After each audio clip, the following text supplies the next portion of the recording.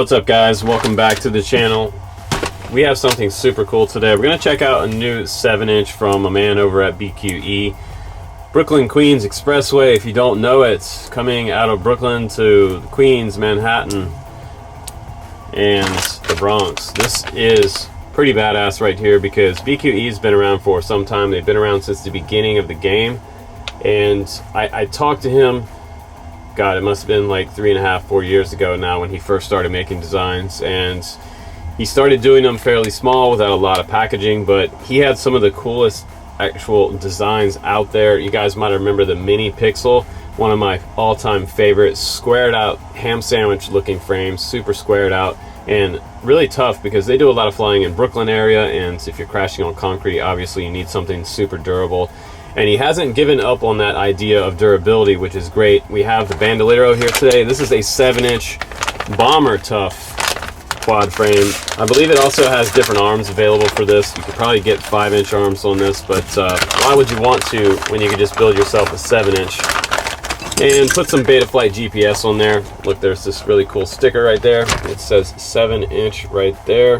Bandolero, pick his nose. We also have really bomber, super tough carbon 4mm arms, baby. Little motor bumper there. They're not beveled, they're flat on the edges.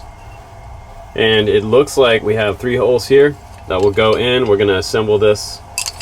I'll just throw my calipers on there for a second. And these are going to be right at 4mm. Okay, and I believe the top plate, check the top plate out. This has the Bandolero logo in there. That's pretty slick. And one of my favorite parts of this entire build is the army green TPU components that he included with the Bandolero. I think it's really awesome. When I first saw this come out, I've never seen army green before on a 3D printer. And if he could tell me where he got this, I would love to know, because I would love to print lots of GoPro mounts with this army green. Check this out though. This has his logo printed in it, clear on the top, army green around the sides. That's freaking awesome. This looks like the end piece for your antenna to come out of. We've got another piece here. This looks like a camera mount. Pretty heavy duty looking stuff. This stuff will most likely not break ever on you. This is another part of the camera mount, it looks like. You could probably put a larger camera in there. This would be for your micro cams, possibly. We're going to find out when we put it together. And another piece right here. This is such cool stuff. Hopefully you're seeing Bqe for the first time, because you really need to go check out his website. He's got some really awesome gear on there. And this is the very bottom plate. You can see again, no beveling on the edges of this bottom plate, but it is super thick. This is also 4mm, Bqe logo in the middle. And this would be the next plate up that sandwiches in your 4 7-inch arms. And he also told me that if you need to replace an arm, this is cool. If you need to replace an arm, you don't have to mess around with the bolts on the flight controller. They don't actually go up through the flight controller. So when you put these on the arm, they're all on the outside right there. So your flight controller standoff hardware is different than what's going through the arm. So you can just pull that arm off, pop a new one on, and not have to worry about damaging your flight controller standoffs and your ESC standoffs. So that's pretty cool. And if you didn't notice, there are a ton of different front and back mounting points here. This is crazy. He has tons and tons of options here. He has a 16x16 in the very back. If this is the back, I believe it is.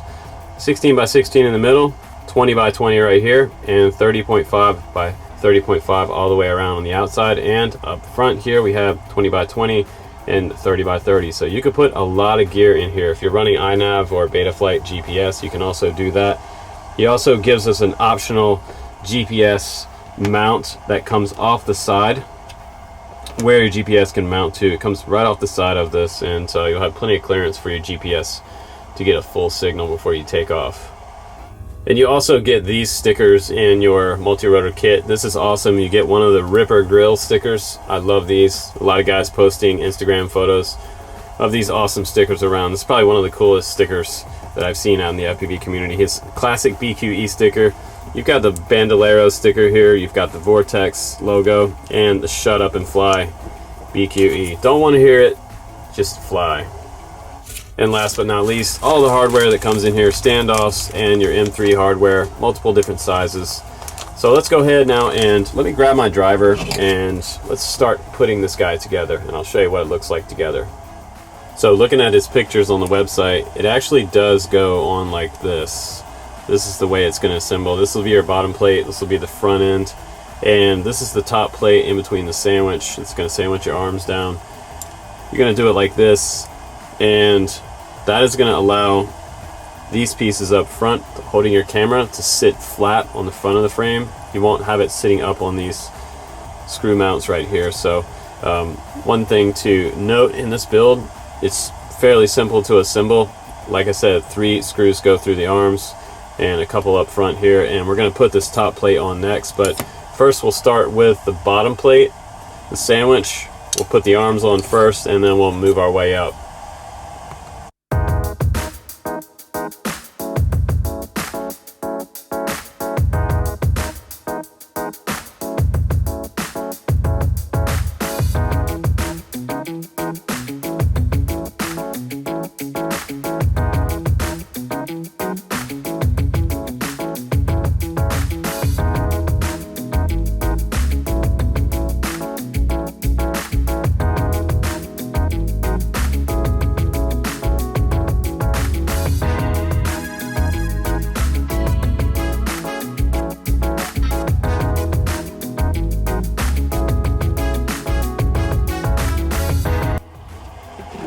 Okay, so now that I have everything on here, let's just go ahead and weigh it, see what the Bandolero weighs with the 7-inch arms. And looks like 191.6 grams total weight without your gear on there. Okay, so that's really about it for the assembly of this frame. It wasn't bad. I took my time. I made a few mistakes along the way, and there's not a lot of documentation on assembly right now, but I can tell you that the 4 bolts on the bottom down here, the longer ones are going to go in the center there because they have to come through, and they have to hit these posts right here in the very middle of your arm assembly on each arm. So there's a post on each far end on the inside of each arm assembly. I've got 2 more bolts up top actually that I need to drop in. I like the fact that this is primarily set up for a GoPro for long range, because 9 times out of 10 whatever I'm flying is usually going to have my GoPro Hero 7 Black on it for any of my long range videos, mainly because I want to get the best video possible when I'm out there, and it's really worth putting something nicer on your quad when you go out to do long range, because you're going to see some epic stuff and you want to make sure you come back with good video. I'm not a big fan of the run cam split on any of my long range stuff, mainly because there's issues with the run cam split freezing up and stopping the camera.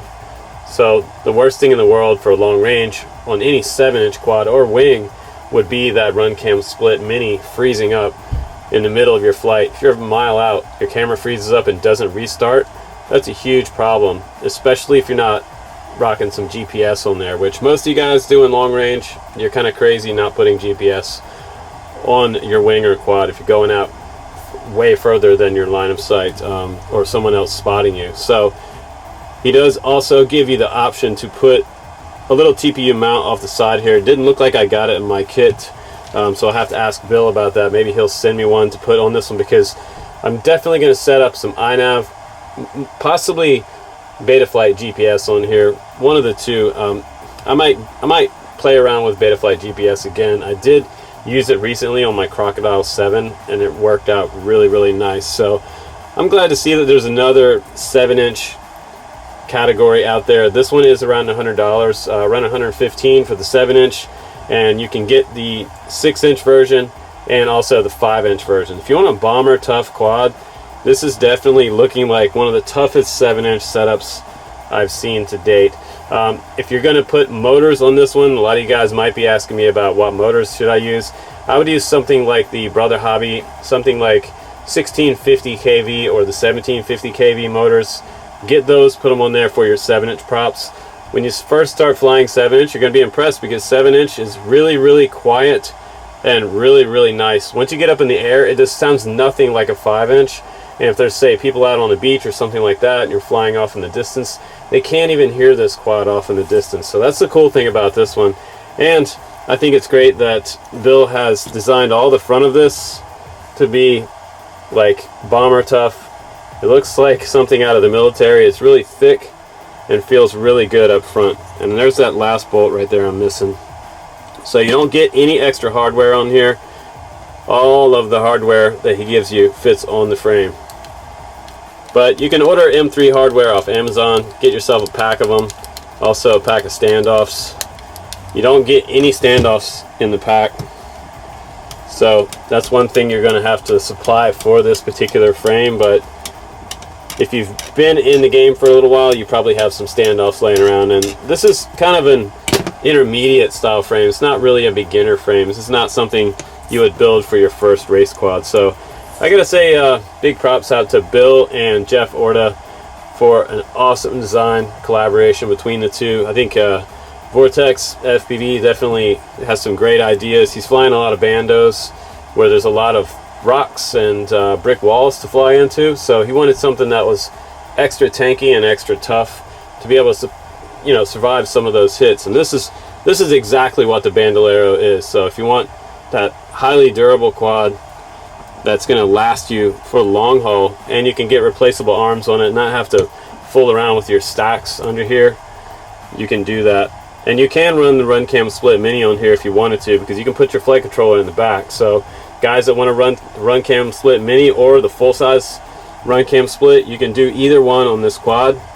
But really, honestly, I think it's the best setup is for your GoPro Hero, or if you want to put a session on there, you could do that, because you could get a strap underneath, put a little bit of foam here, and then put your camera on top and just strap that baby down. But I like all the different options he gives us with the back end on the tail.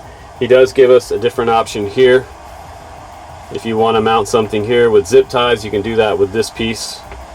Bring your antenna out here. You got another hole for your antenna right out the back here. Maybe crossfire if you want to bring your crossfire antenna up. A couple more options for zip ties right here. And this is set up for a top mount battery, which I like. That's going to make the CG probably a little bit cleaner for no jello in your video. And underneath the bottom, I got to show you this. This is cool too. You can get to your stack hardware on both of the different size settings in here, the 20 by 20 stack and your 30 by 30 stack. So if you need to take your stack out, and it's cool that he did that, you can get to your stack bolts. Some of the other quads I've seen in the past don't have that option, so it's nice that he thought about that, because Bill and those guys they're also pilots and builders, so they know what's up.